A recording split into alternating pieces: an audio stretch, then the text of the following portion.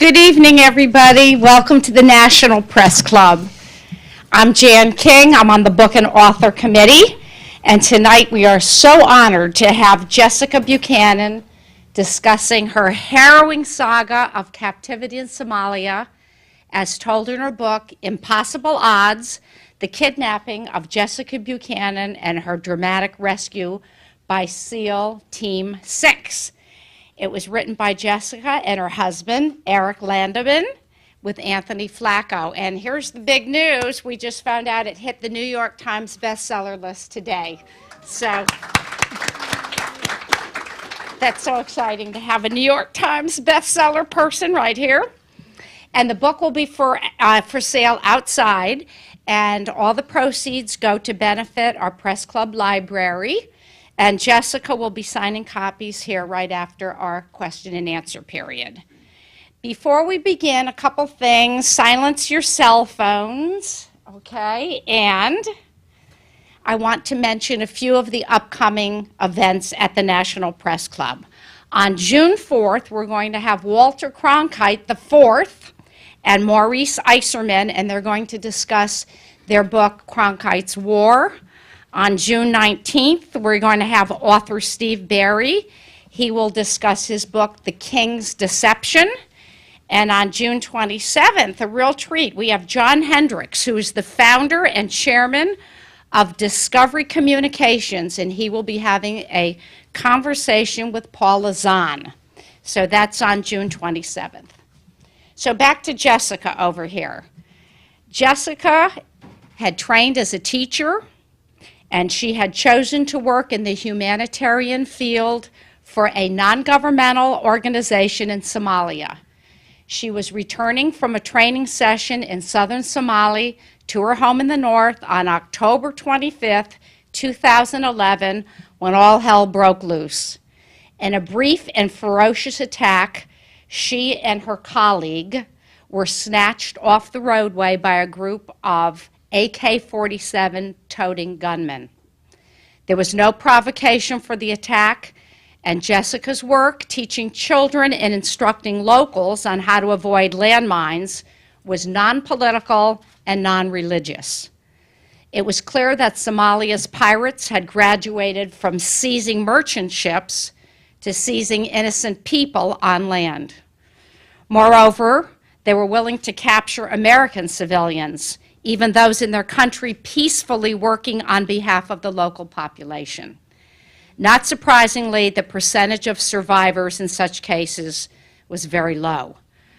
With Jessica and her colleagues surrounded by dozens of heavily armed men, the odds of a rescue attempt were all but impossible.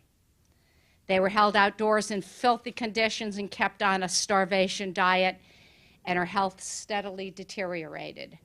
Ransom negotiations dragged on, and as the ordeal stretched into the third month, the captors grew increasingly impatient. They were looking for a payoff as high as $45 million and threatened that if they didn't get it, they planned on selling the two captors to an Islamic group.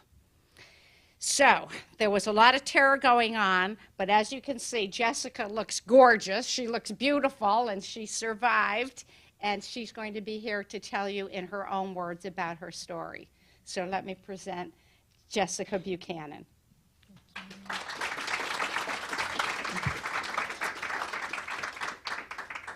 Well, after hearing all of that, again, it's amazing to be sitting here with all of you. So I just want to say thank you so much for coming out and joining us tonight. And the first question that everybody always asks is, what brought you to Africa in the first place? And I think the thing that drew me to Africa in the beginning was that I just was raised in a family where we were taught that we needed to help. And so it didn't matter if you were helping your neighbor or you were helping children in Africa or, you know, in Central America, wherever. And so you took the opportunities that came to you and you did what you could. And I was in college when I learned about this whole child soldier phenomenon, these African children in Uganda, South Sudan, being taken from their homes, taken from their families, kidnapped, and then forced to fight in these militia groups. And something about it just really struck a chord with me, and I started becoming just I felt insatiable about trying to get all the information that I possibly could about this whole phenomenon going on. And so through a series of events, I ended up traveling for the first time in 2006 to South Sudan to do some volunteer work with recovered child soldiers in an orphanage. That didn't go very well, and so I ended up being evacuated and traveling around East Africa and coming back to the States, graduating college, and I was offered a job in Nairobi, Kenya, to teach at an international school. And although it wasn't exactly what I was hoping to do, it was a door that was open, and I took the opportunity. So it was in 2007 that I went to Kenya to teach, and then that's where I met my husband, Erik. I met this Swedish guy who was working in Kenya, but also in Somalia and Zimbabwe.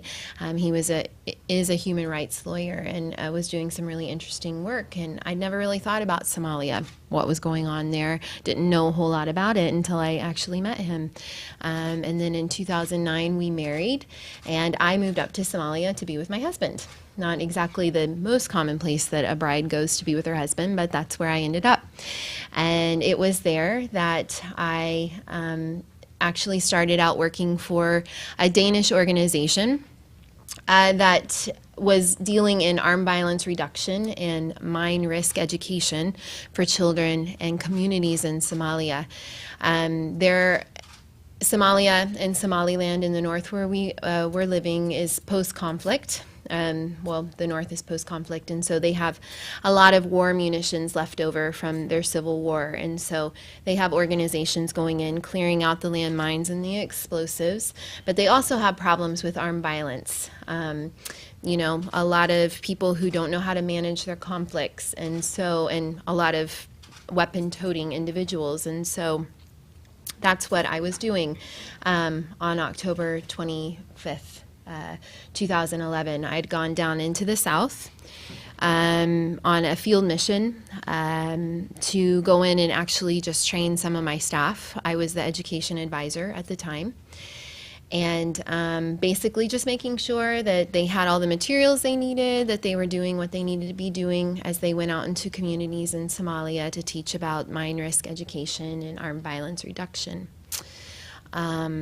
What I didn't realize at the time, even though I felt that maybe something wasn't right, I didn't feel necessarily very safe going into an area such as Galkayo, but I ignored my instincts and didn't know at the time that there was actually a direct kidnapping threat for the organization and for the expats that were working in the organization. Ironically enough, I think my subconscious was kind of telling me that something was going on. The night before, on October 24th, I sent Erik a text message and said, if I'm kidnapped, will you come and rescue me? And he was working 4 hours north in the middle of Somalia doing some trainings, and he said, make sure nothing happens. Get back here safely, you'll be fine, something like that. And I have to say that when the initial abduction happened, that's all I could think about was that text message that I'd sent my husband, the irony. So October 25th, I leave the North office. We cross the Green Line, which is an area in this particular part of Somalia that's supposed to be safe. You can switch vehicles, switch guards, and we are in a caravan of 3 vehicles. We have armed escorts in the front. I'm in the middle with my colleague and the security advisor, and then we have armed escorts behind us. We make it to the South office, and I do my training. It's very uneventful. And then we get back into the vehicles around 3 o'clock in the afternoon. to cross back over the Green Line into the safer part, the northern part of Galkayo. We take the same route and we drive for about 10 minutes, and somebody all of a sudden just pulls like really quickly up and cuts us off on the right in another SUV and splashes mud up all over the windshield and all over the windows. And I'm thinking, wow, that's a really rude way to drive.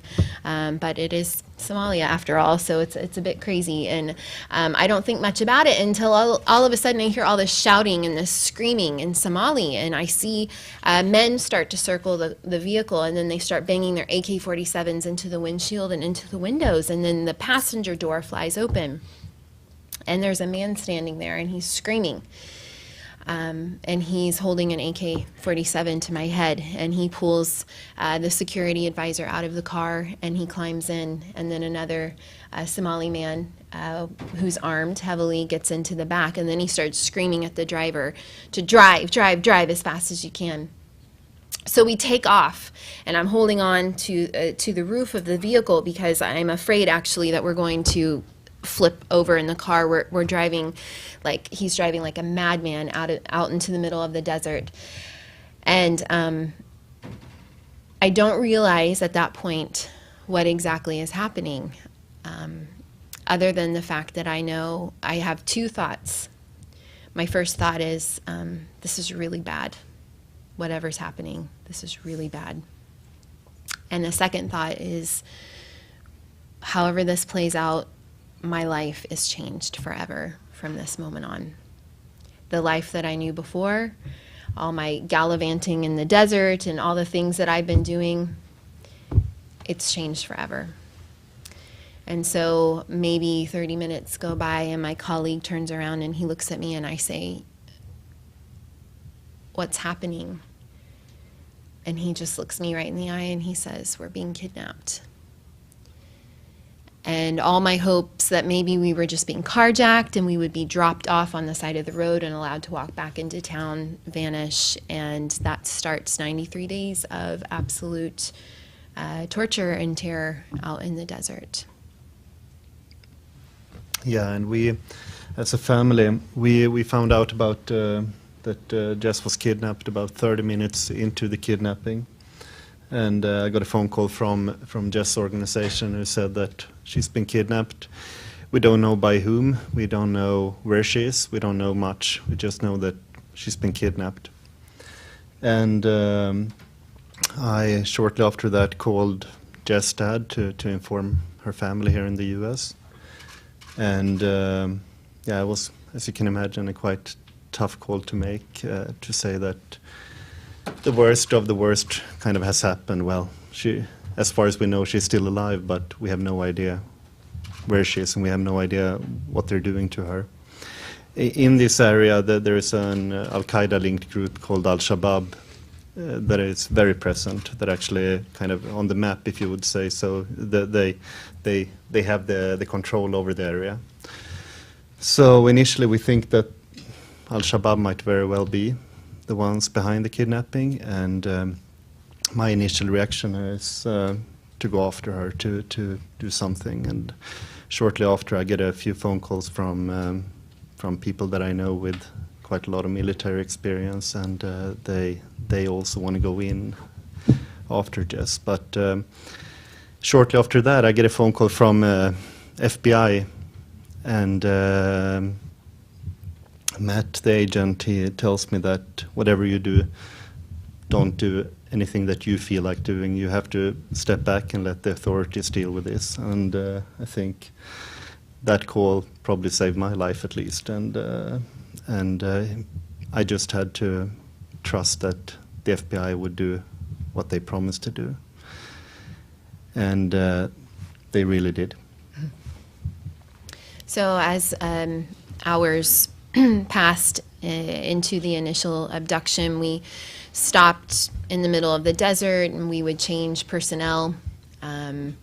heavily armed, wearing chains of ammunition, carrying machine guns, AK-47s. They made us switch different vehicles and so on, and it continued like this for hours. And at one point, I'm sitting there in the middle, just wondering how all of this is going to play out.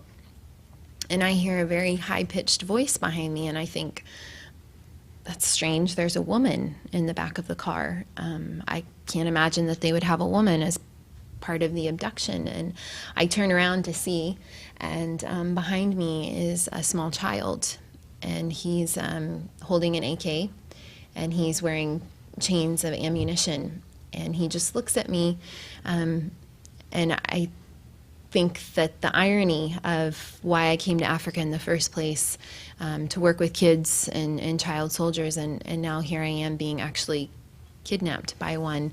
And that's something that followed me through the whole experience, because this particular child, I came to know his name was Abdullahi. He had already killed 3 people, and he was only about 11 years old.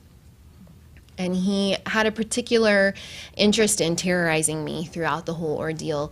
I think he was probably trying to prove himself as a man amongst men, but he was also the scariest of the pirates, if you will, because he was so young, he didn't understand the whole concept of cause and effect, that if the gun that he was holding to my head or the knife that he was holding to my throat, if he chose to follow through on those actions, then there would be negative consequences in that they wouldn't get the money that they were asking for. And so there were so many nights when he was there that I wasn't sure if I was going to wake up in the morning, because I didn't know what he was capable of doing. And that was something that followed me through those 93 days. That was particularly terrifying. It was about a week into the kidnapping before we were able to make a phone call to our organization.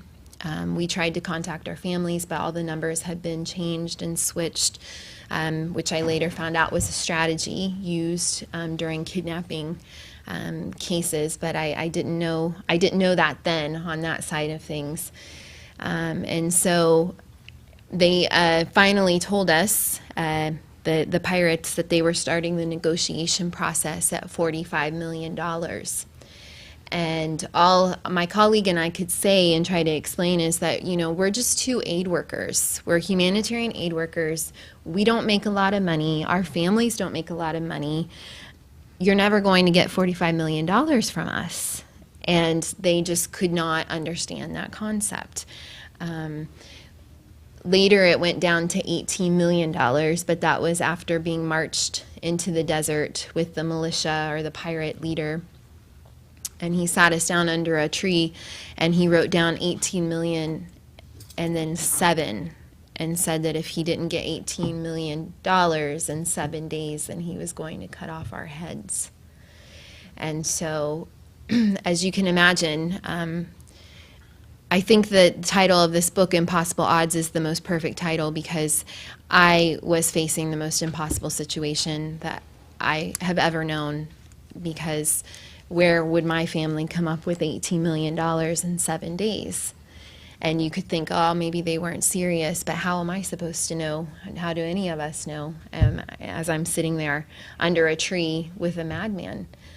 And so there are so many coping mechanisms that I had to employ, and so many things that I had to think about in terms of, is my life going to end? Is this really how it's all going to end, and how it's going to be over? And thinking about Erik, and thinking about my dad, and my brother and my sister and my friends. And so this began a process of just trying to survive mentally, and trying to survive emotionally, as well as trying to survive physically.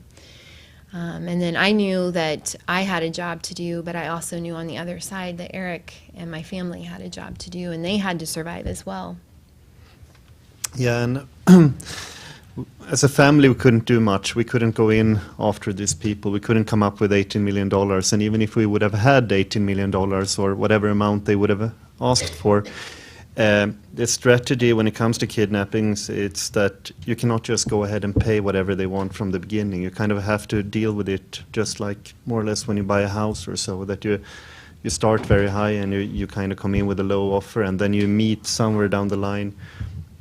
You reach a point where their expenses are higher than what they can get out from you to continue doing it for weeks and so on. So we knew that this is going to take time. It's not going to be over in 2 or 3 days. People around us kept on saying that, well, this can be over in a week, it can be over in 2 weeks.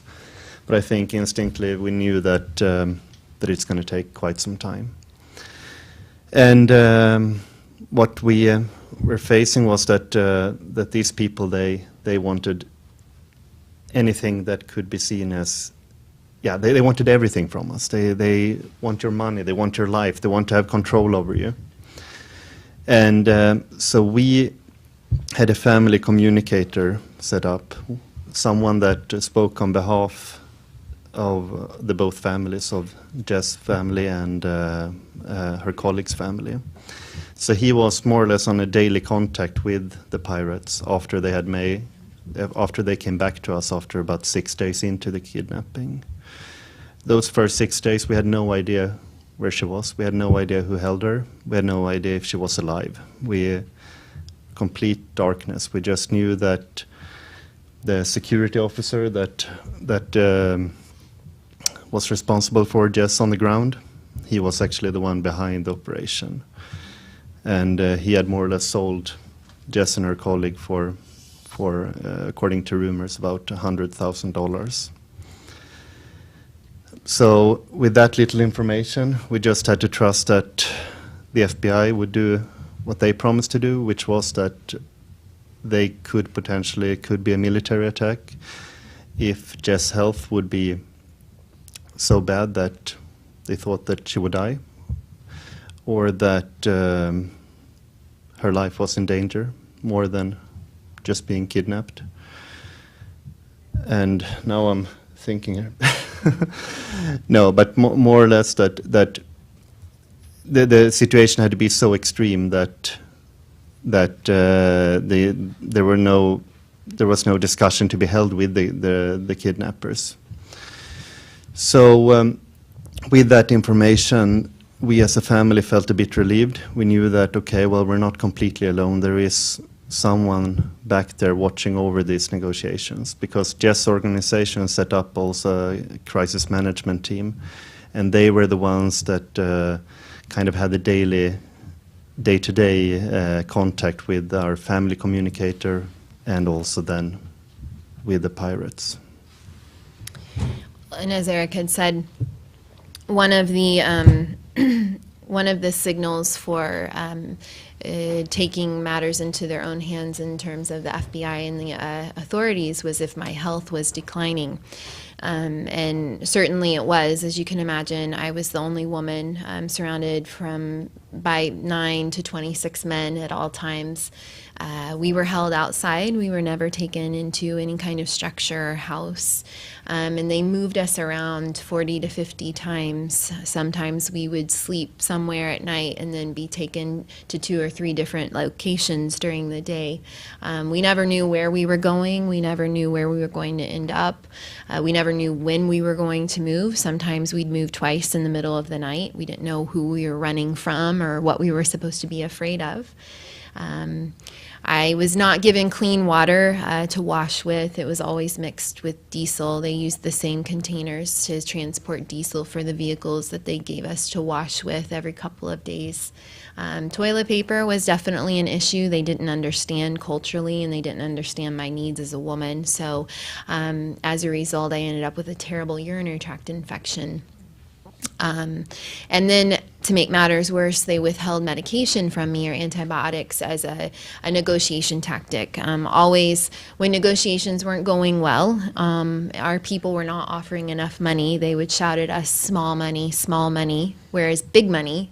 and then they would take something away. So medication was not something I was given. Therefore, I felt like my urinary tract infection was turning into a kidney infection.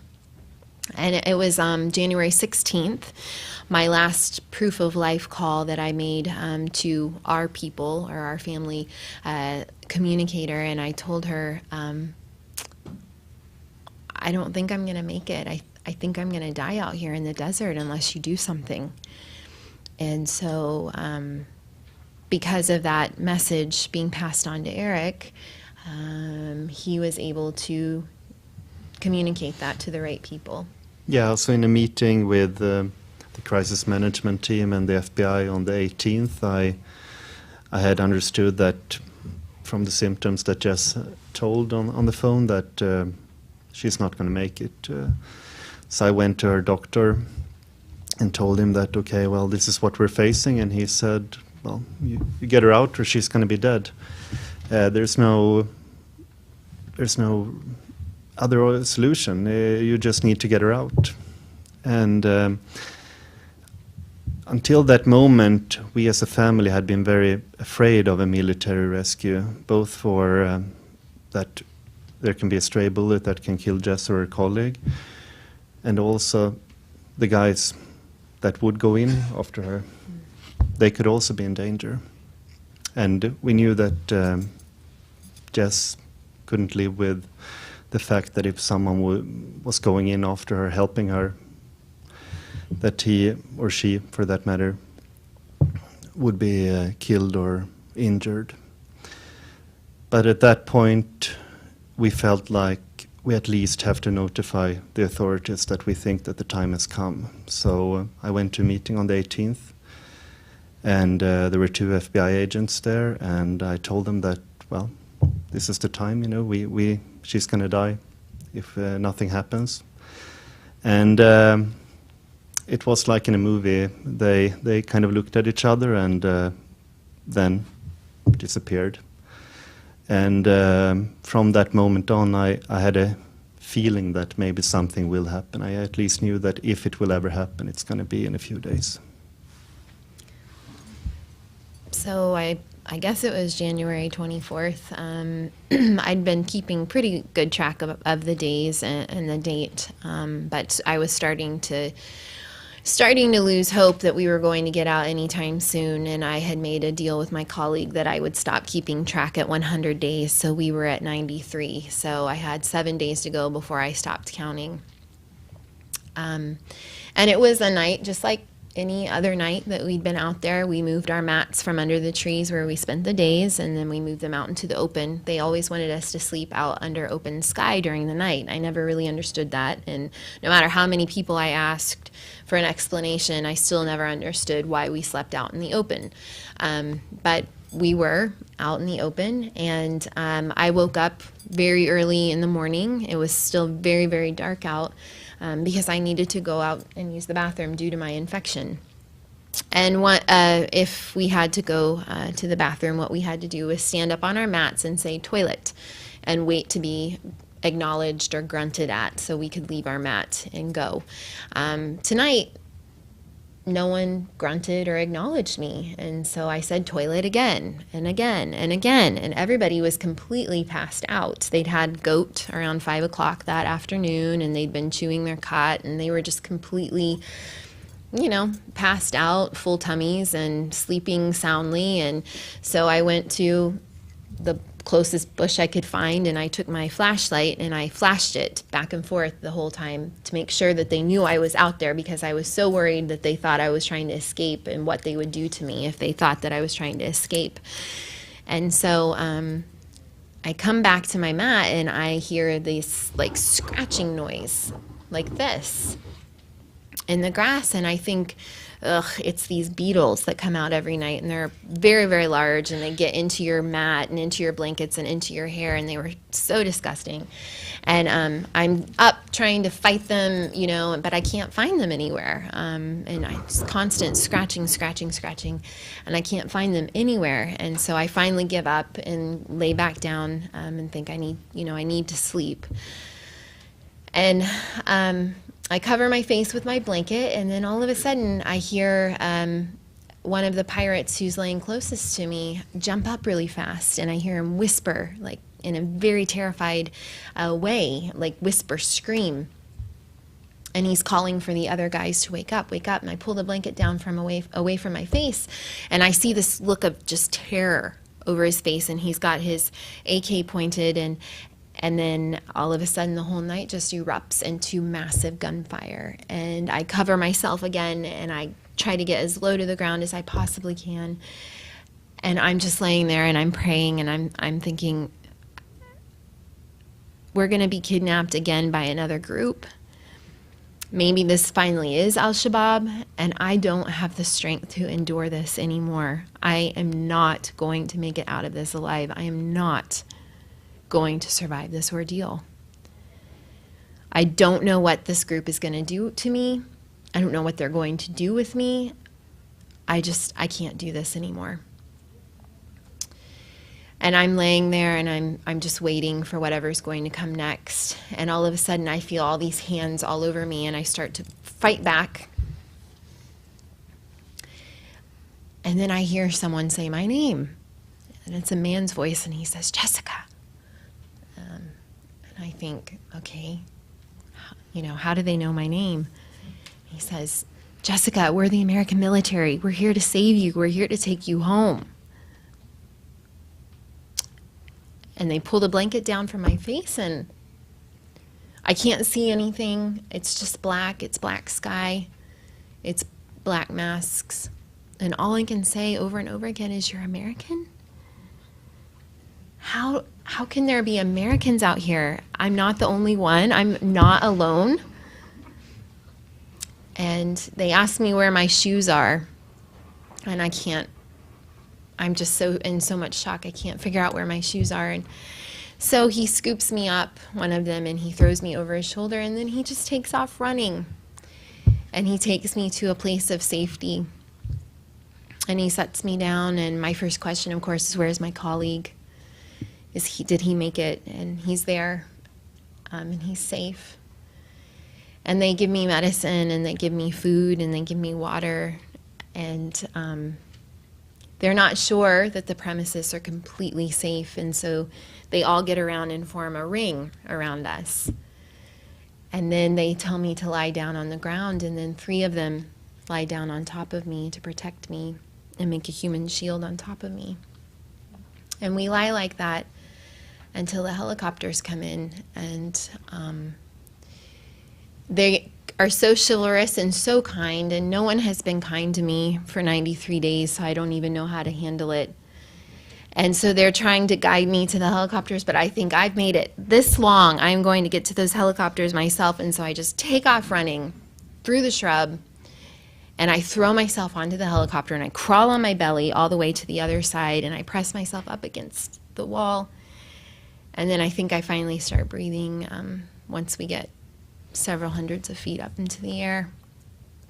And I'm sitting there, and as you can imagine, I mean, it really is just like a movie. It's all these colors and all these people, and I'm here in the middle of this desert, and I think, I survived. I survived. Go Navy.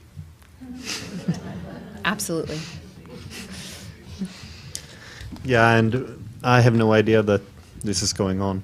I wake up that morning feeling that, kind of hopelessness, because I start to think that, okay, well, it's not going to happen.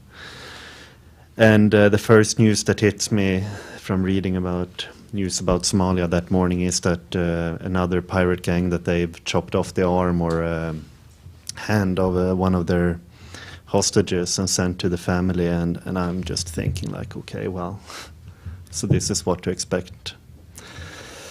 And then half an hour later I get a phone call, and I see that it's a Nairobi number. At the moment I'm in Somaliland, northwestern Somalia, and I can see that it is from the FBI's liaison, Matt, and I just think that 6:41 in the morning, either it's good news or bad news. And I take a deep breath and just answers, and he says that, well, she's been rescued. She's in safety. She's on her way to Djibouti, and I don't think I can explain the joy that you feel, the happiness that you feel. This is not a kind of a view that I want to give you, but I was half naked and just running around, jumping, screaming for a good half an hour, trying to call Jess' dad and her family, and he had actually already heard the news from someone else. That someone else was President Obama. So That called my dad after the State of the Union address. I later found out to let him know, as one dad to another, that his daughter was safe and that she was on her way home. And so we flew. We transferred from the helicopter to a plane, and when I was on the plane, one of the individuals on the plane comes over to me and he hands me a folded American flag, and he just says very simply, "Welcome home." And that was it. yeah. So we met a few days later or 2 days later actually. We had a 5 minutes phone call that same morning. Jessica took part in a program called Hostage Reintegration Program, and it's the Department of Defense, and these guys really knew what they were doing. It was of the essence that the hostage or the victim, that she doesn't have a lot of contact with the family directly because it can just be too much. So we had 5 minutes phone call that same day, and you haven't talked for more than, we had 5 minutes talk halfway into the kidnapping, but otherwise you have no idea what she's gone through, and there's just so many questions. But finally we meet 2 days later in Italy at an Navy base there, an American Navy base, and we're just being given 1 hour then to meet, and that was the right decision, because it's just, you can imagine, it's almost like someone has been taken away or almost dead, and then they're brought back to life, and there you have that person in front of you.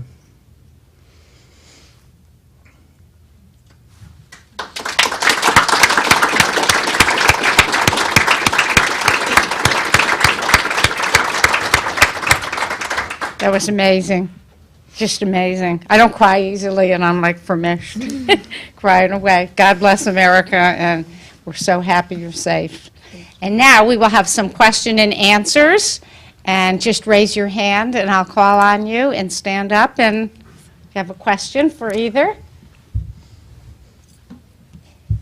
This gentleman first. Do you know who saved you? Do you know the people? No, I Oh, don't you know know. their names? Nope, I don't know. That's the nature of it, I think. Just completely anonymous, and then they just disappeared. Are you allowed to write to them, or do they write? I don't know anything. Yes, sir. After you were there for a few days, did you develop any rituals, or was there a prayer you said every night, or was there a conversation you had with your husband in your mind? What activities sort of sustained you? There were a lot of conversations. Probably most importantly at night. I had just lost my mom about a year before the kidnapping happened, and so I had a lot of conversations with her. Actually, at night, there are 2 stars that come out simultaneously every night, the first stars, and I didn't know that until I was out there and looking at them. And so I named one for my mom, and I just talked to her, and I talked to her about what I was going through. I talked to her about everything, and that particular night, I was having my conversation with her, and I said, "This is the night of the rescue. Can you please tell God that we need some help? We need to get out of here." And so it was definitely an answer to prayer. Yes, sir, over there. I was amazed by the metaphors here. one moment you say your mouth was so dry it felt the dryness of the sand dunes around you. Another time you said your body was half ice and half fire. It's like every time I come to the word like, I'm like waiting to see what's going to come next. I'm never disappointed. Are you just a very good writer? Or how does it work? You know, I have to. Repeat the question, please. Good to hear. Good to hear. Oh. Repeat the Do you? You want to stand up and, Yeah, I said I was amazed by the metaphors in her book. Every time I come to the word like, I'm waiting to see what's going to come next. I'm never disappointed. At one point, she said that her mouth was as dry as the sand dunes around her. Once she said her body was like half ice and half fire. And I'm just asking her whether she thinks she's a really good writer, or how did she come up with all that? Well, I would have to say, generally, I think I am a very descriptive person. However, we had the wonderful fortune of working with ghostwriter Anthony Flacco, and he is phenomenally talented. And he was able to take those descriptions when, you know, I would say that I felt like half of me was on fire and half of me was on ice, or, you know, he was able to work those into what we really feel is a beautifully written story. And so I think it was a contribution on all three of our parts to put it together. So I will pass that along to him. Thank you. yes, over here. Yeah, Susie. My question would be, how would they allow you to keep yourself clean or wash your hair or clothes? Did you ever change your clothing? Well, I got one, when I was taken, I was actually wearing a Somali dira, which is a traditional dress, because that's what I would wear when I was out in the field. And then they brought me another dira a couple days into the kidnapping. But that was it for about 2 months. I had 2 dresses basically, and underwear was a real issue. They did not understand that I needed women's underwear. I had what I was wearing, and then somebody stole it about a week into the whole thing when I was trying to wash them. And so they brought me men's athletic shorts to wear, which was very uncomfortable for me, but they just didn't, I don't know if they just didn't understand, or they didn't care, or a mixture of both. Keeping clean was such a challenge. And you know, you adapt, you know, as time goes on. But I mean, my hair was always slick because it had diesel in it from the water that they would give me to wash my hair with. And you know, sometimes they only bathed, it looked like, once every 2 weeks or something like that. So me needing to wash every couple of days when water was not plentiful, it was definitely a problem. Your teeth brushing? Nothing? They brought me a toothbrush. They did. They brought me a toothbrush. Heather. I have a question for Erik, and I hadn't heard this part of the story before. So when they told you that you can talk to your wife for only 5 minutes and then only see her for an hour, did you push back on that? I have a hard time thinking after this whole ordeal that I wouldn't just say, "Are you kidding me?" No, you know, strangely enough, I didn't. I in one way, of course, I wanted all the time that I could be given, but they had taken her out, you know. These guys had taken her out, and I just felt like they know what they're doing. I just have to trust them, and I'm very happy that I didn't. But I think I had the fortunate to meet Jess after 2 days, but Jess' family had to wait a few more days, and I think they probably had a tougher time than I did. Yes. Could the two of you talk a bit about the impact of the experiences on your professional as well as personal lives? I think professionally, it's been more difficult for me.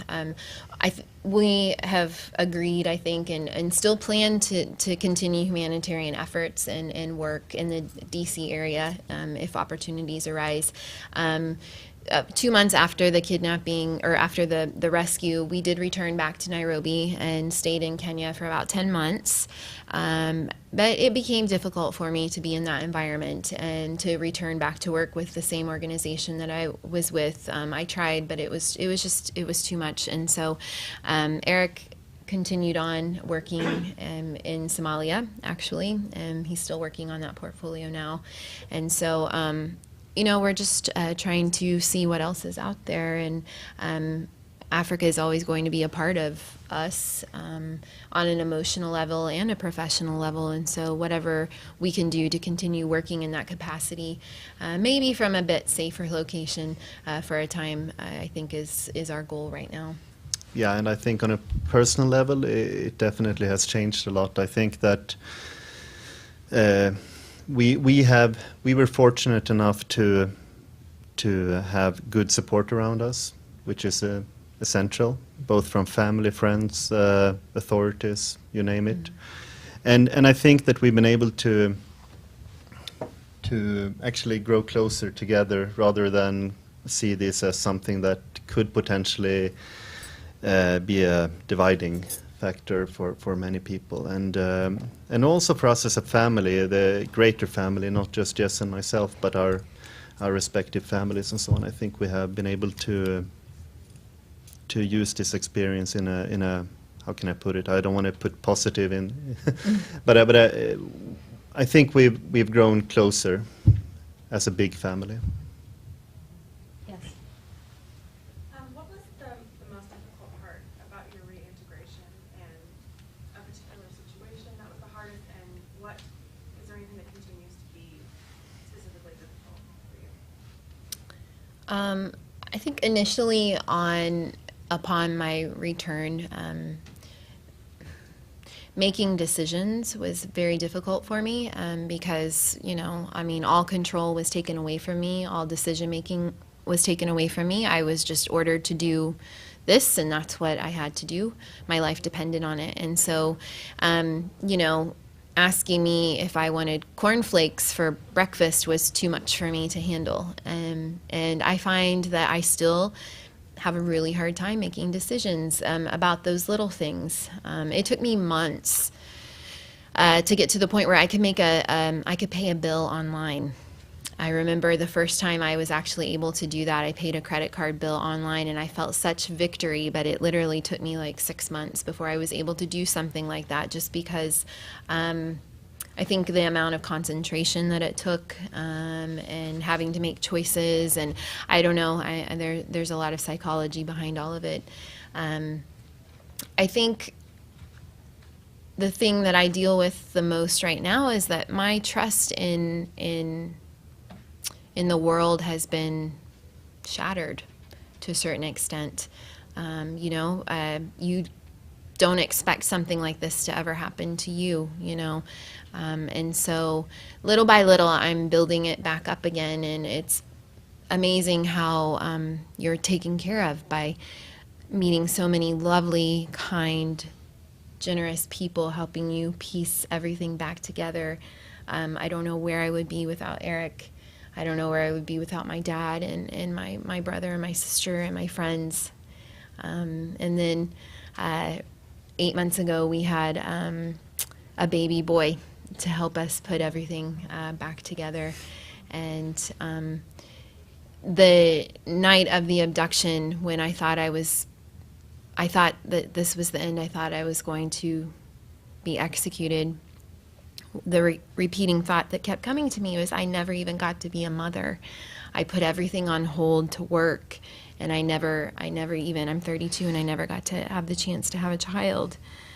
And I love that saying by Elizabeth Barrett Browning, that God's gifts put man's best dreams to shame. And so 8 months ago, we had a baby boy, August. And so, yeah, we're making progress, you could say. Is there anybody else? Yes. What do you tell young aid workers who are interested in going to Africa? Go, absolutely. Make sure you're well informed. Make sure you take security seriously. Make sure you assess the risks, and whatever, you do sign up for certain inherent risks for sure. But this doesn't ever stop either one of us from feeling like there's work to be done in a place like Africa. I mean, it proves that there's just so much more work to be done. So, absolutely. Yes. Hi, Jessica. I just want to say that I read the book. It was great, especially the inside voice that comes out. And themes that with thievery, unfortunately, throughout the whole captivity. Question I had about your coping, which you mentioned earlier. In the book, you said you had a small black bag.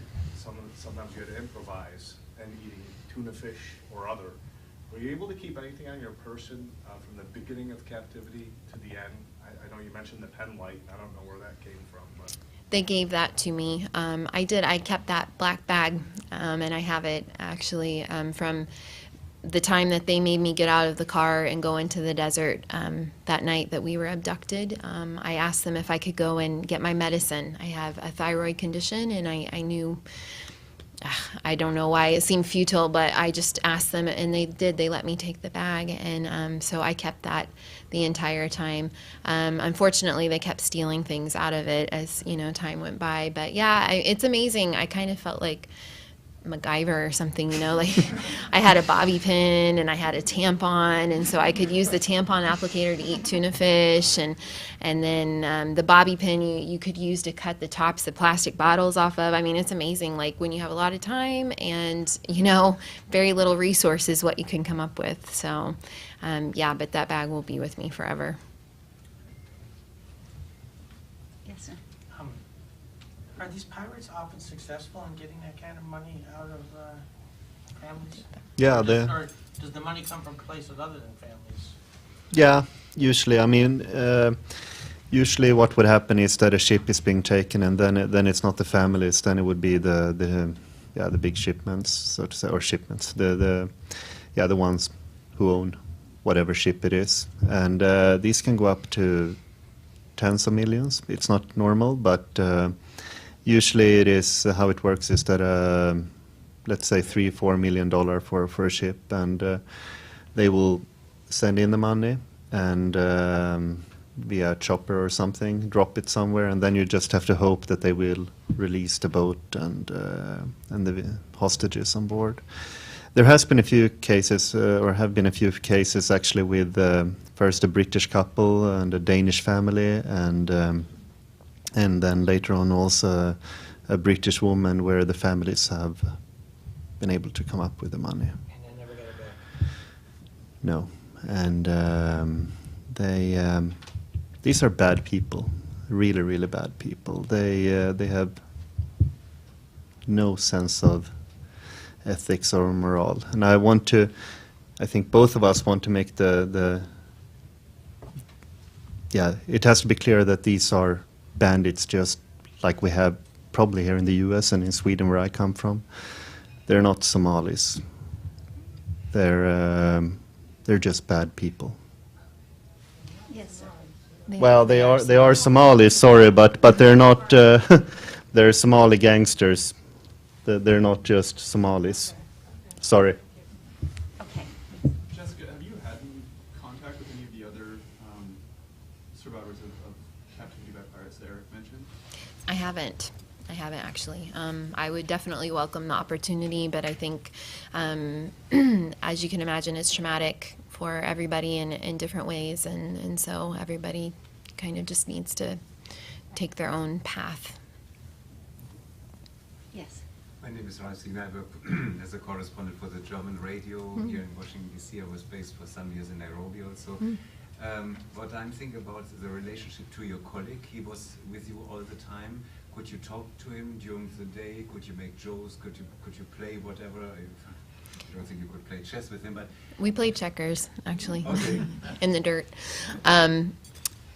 We were together for part of the time, and then we were separated a large part of the time. And the times of separation were most difficult because you were in solitary confinement, essentially. So just sitting isolated. And there were times when they took him away, and I didn't know if he was still alive or not. I think any hostage would say that it's definitely better to be held with somebody else, because you can, talk and, like you said, share stories. And he'd had a very interesting life, and so he definitely tried to entertain me as much as he could. It was difficult. Anybody else? One more? Go ahead. I'm just curious. First of all, thank you again for coming. I was curious if you could talk a little bit about the process of writing the book and then coming to talk to audiences like this. Is it difficult to recount these things over and over again, or does it help in some way to talk about it? I think both, actually. I find that when I get to some parts, and it's always a different part, so I can't predict that I become emotional. I do feel quite emotional when I talk about some parts. But I do believe that it is very cathartic to recount it and to share the story. And the process of writing the book was really interesting because Erik and I were back in Nairobi, and then Anthony, who wrote the book with us, was in Seattle, and so we did all of it over Skype. So we spent hundreds of hours on Skype, and so it's been a new process for us, but definitely a very positive experience. And I think we just feel really, really fortunate, that we're here and we're together and we have the opportunity to share this, and people are interested and want to hear what happened. There are just so many people to thank, and that was the reason for writing the book in the first place, is just to say thank you, to the different agencies, the FBI, the SEALs, the president, family and friends who prayed for us nonstop. So. And also, I would just like to add there that when Jess came out, there are so many 93 days, so many things happens during these 93 days that both for Jess, of course, living there and trying to survive, and also on the outside. So it was really good to sit down, to get a chance to actually sit down for hundreds of hours and recounting what has been going on and during this whole time. And I don't think we would ever get to know a lot of the things that we actually have talked about, because of course a lot of things are not they're not mentioned in the book. I mean, and I think that has been a fantastic opportunity for us actually to get to write this book. Yes, ma'am. What happened to your captors when you were rescued? The men on the ground, they died. Okay, well, yes. The security was penetrated, your security had, what percentage? They were all in on it? The team when you were originally, your security when you were abducted, one of them was, or do you even know? We can speculate. Yeah, so how it works is that you have a security liaison officer on the ground, and this person is more or less responsible for the whole security team. So he had most likely, this is what we think, he had most likely chosen his boys this day, and he knew that they were with him, and they would get some share of the deal at the end of the day. Well, we want to thank you so much, Jessica and Erik, for coming and sharing. Amazing story of survival with us. And we would like to present you each with a National Press Club mug. Very nice, thank with you. Our best wishes. Wow. And Jessica and Erik will be signing their book right here. Thank you. So we are done, and make a line and get your book signed. Thank you. So there was a lot of terror going on, but as you can see, Jessica looks gorgeous. She looks beautiful, and she survived, and she's going to be here to tell you in her own words about her story. So let me present Jessica Buchanan.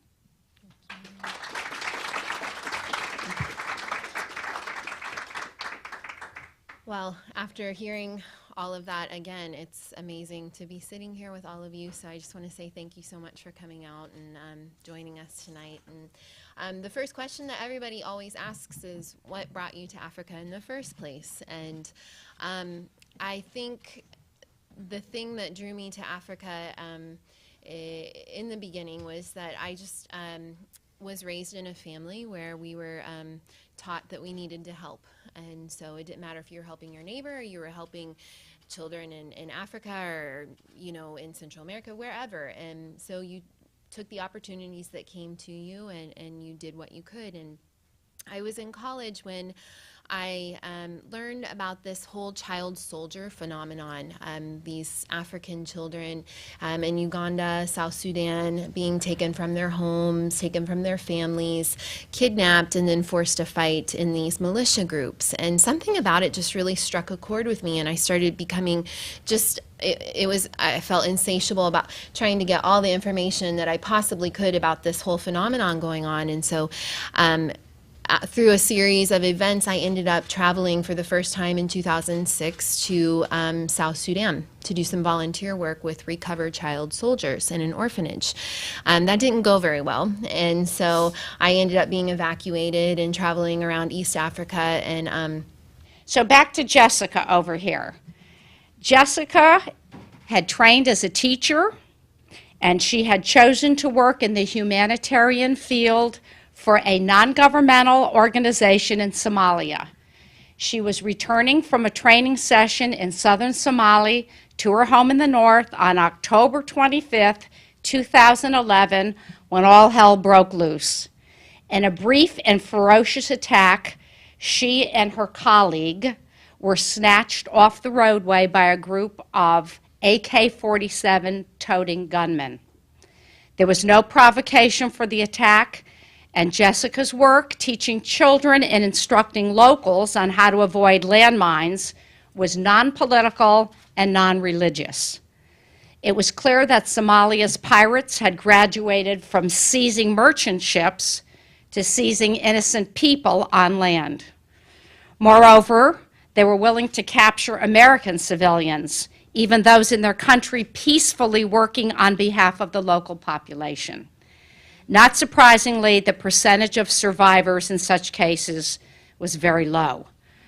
With Jessica and her colleagues surrounded by dozens of heavily armed men, the odds of a rescue attempt were all but impossible. They were held outdoors in filthy conditions and kept on a starvation diet, and her health steadily deteriorated. Ransom negotiations dragged on, and as the ordeal stretched into the third month, the captors grew increasingly impatient.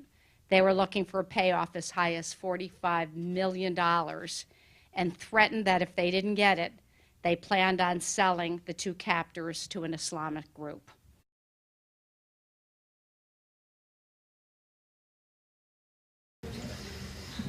Good evening, everybody. Welcome to the National Press Club. I'm Jan King. I'm on the Book and Author Committee. And tonight we are so honored to have Jessica Buchanan discussing her harrowing saga of captivity in Somalia, as told in her book, Impossible Odds, The Kidnapping of Jessica Buchanan and Her Dramatic Rescue by SEAL Team 6. It was written by Jessica and her husband, Erik Landemalm, with Anthony Flacco. And here's the big news. We just found out it hit the New York Times bestseller list today. So that's so exciting to have a New York Times bestseller person right here. And the book will be for sale outside, and all the proceeds go to benefit our Press Club library. And Jessica will be signing copies here right after our question and answer period. Before we begin, a couple things. Silence your cell phones, okay? And I want to mention a few of the upcoming events at the National Press Club. On June 4th, we're going to have Walter Cronkite IV and Maurice Eiserman, and they're going to discuss their book, Cronkite's War. On June 19th, we're going to have author Steve Barry. He will discuss his book, The King's Deception. And on June 27th, a real treat, we have John Hendricks, who is the founder and chairman of Discovery Communications, and he will be having a conversation with Paula Zahn. So that's on June 27th. 25th, 2011, I had gone down into the South on a field mission to go in and actually just train some of my staff. I was the education advisor at the time. And basically just making sure that they had all the materials they needed, that they were doing what they needed to be doing as they went out into communities in Somalia to teach about mine risk education and armed violence reduction. What I didn't realize at the time, even though I felt that maybe something wasn't right, I didn't feel necessarily very safe going into an area such as Galkayo, but I ignored my instincts and didn't know at the time that there was actually a direct kidnapping threat for the organization and for the expats that were working in the organization. Ironically enough, I think my subconscious was kind of telling me that something was going on. The night before, on October 24th, I sent Erik a text message and said, if I'm kidnapped, will you come and rescue me? And he was working 4 hours north in the middle of Somalia doing some trainings, and he said, make sure nothing happens, get back here safely, you'll be fine, something like that. And I have to say that when the initial abduction happened, that's all I could think about was that text message that I'd sent my husband, the irony. So October 25th, I leave the North Office. We cross the Green Line, which is an area in coming back to the States, graduating college, and I was offered a job in Nairobi, Kenya, to teach at an international school. And although it wasn't exactly what I was hoping to do, it was a door that was open, and I took the opportunity. So it was in 2007 that I went to Kenya to teach, and then that's where I met my husband, Erik.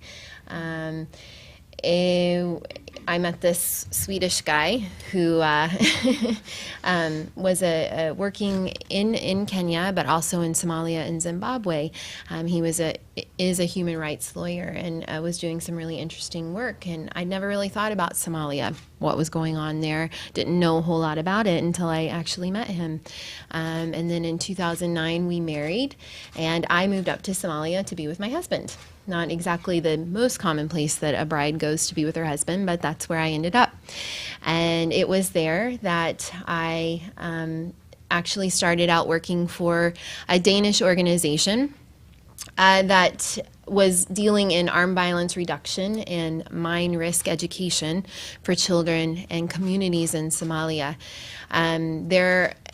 Somalia and Somaliland in the north where we were living is post-conflict. The north is post-conflict, and so they have a lot of war munitions left over from their civil war, and so they have organizations going in, clearing out the landmines and the explosives, but they also have problems with armed violence. A lot of people who don't know how to manage their conflicts, and a lot of weapon-toting individuals, and so that's what I was doing on October